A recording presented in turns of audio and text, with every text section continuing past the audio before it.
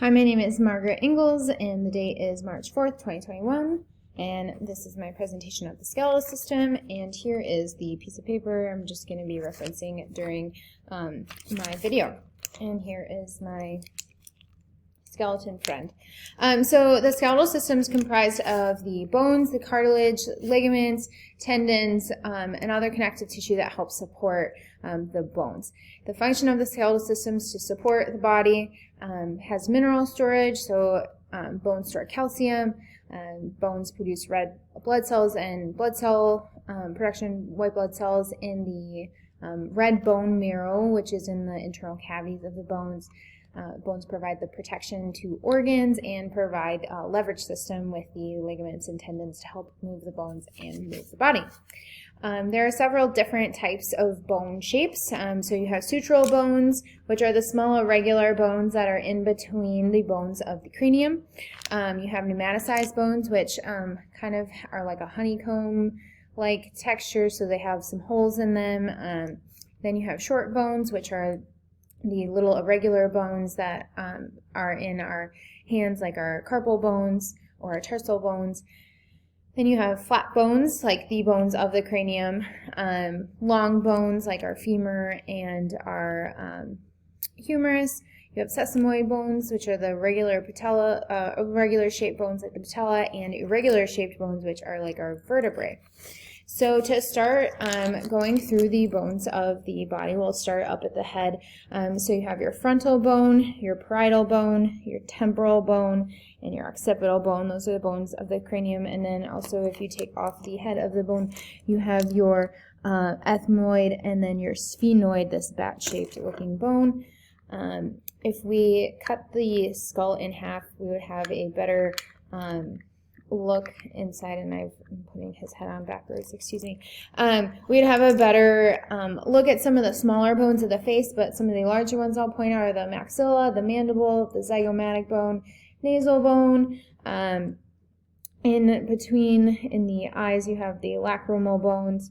You have the palatine bone on the other underside of the maxilla. You have your vomer bone, your inferior nasal concha, and then also the hyoid bone would be up under here, and then you also have the auditory ossicles, which are located inside the temporal bone. So then talking about, I guess I should have spoke about this before I started talking about the bones of the cranium. You have your axial skeleton, you have your appendicular skeleton. The axial skeleton are these main components of the skeleton here, and the appendicular skeleton are the bones that come off of the axial skeleton. So first to talk about, we'll start in the front here. You have your clavicle, your humerus, your ulna, and your radius. And then going down into the hand, you have your metacarpal bones, and then you have the small phalanges, which come off of the carpal bones. And if you have three, you have a proximal, middle, and distal phalange. The thumb only has a proximal and distal. And then if we talk about the bones of the wrist, we start here with the scaphoid, the lunate, the triquetrum, the pisiform, the trapezoid, or trapezium, trapezoid, capitate, and hamate. So those are the carpal bones. Then if we come back up, we'll start talking about the vertebrae. So you have your axis and your atlas, C1, C2. You have 7 cervical vertebrae. You have 12 thoracic vertebrae, 5 lumbar vertebrae, and then you have your sacrum and your coccyx. If then we go into the hip, you have your ischium, your ilium, and then your pubic bone. Then we look down to the femur, the tibia, the fibula, and then if we talk about the foot, we have this larger bone back here, which is the calcaneus. You have your talus, that bone that the calcaneus articulates with. And then starting at the medial side, you have your navicular here. Excuse me, I don't really know how to hold this and show the best, but so you have your navicular, then you have your your medial or first cuneiform, your intermediate cuneiform, and your lateral cuneiform, and then the cuboid. And then, like the hand, we have our our metatarsal bones, and then those phalanges that come off of there. So you have your intermediate proximal, intermediate, and distal phalanxes on the feet as well. Let's see, and then we also have, going back up, our scapula, which articulates with the humerus and the clavicle, and then we also have ribs, 12 each side. The bottom two are floating, and these three here do not exactly connect individually with the sternum, which you have the sternum here, the xiphoid process, and the manubrium. Let's see, am I forgetting anything? The patella. Almost forgot the patella here. And those are the main bones of the body. I think I got everything there.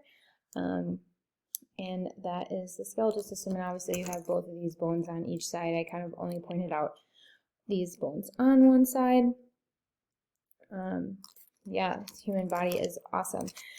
So I guess then going into clinical application. So I'm sure, like you watched in my last video, I am an athletic trainer. So for me, I mean, I want to be a PA. So if I stay in ortho, obviously, just like my current role, I have to know the anatomy of the human body like the back of my hand.